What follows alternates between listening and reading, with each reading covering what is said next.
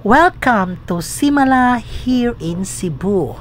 Last year pa na siya nga video, pero pa dyan ako na-edit mga kachabs kay medyo busy-busy ta o wala pa tayo mag-edit, so na-stack ang ato mga videos sa ato ang gallery.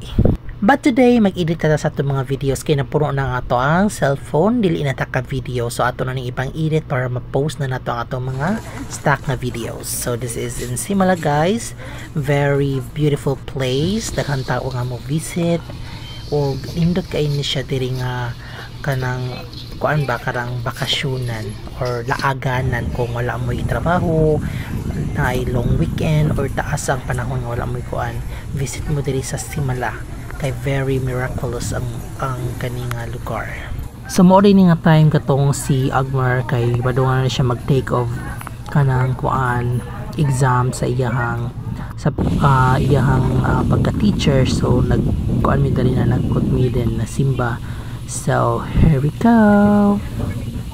And indeed very miraculous kay one time lang nag-take og exam si Agmar, din nakapasar na dayon siya with dedication, hard work, and kanang kuan lang jud ka consistency sa pagtuon. So nakapasar jud one take ra, and with the help of the miraculous Mama Mary here in Simala. So mauto siya, ubay-ubay na pud ang mga ni-visit diri no kay katong last pandemic kay very mingaw pa jud siya karon kay murag ubay-ubay na pud ang bisita ari nga place. So anam-anam na og bangon ang turismo sa Cebu City. Grabe jud ka, worth it.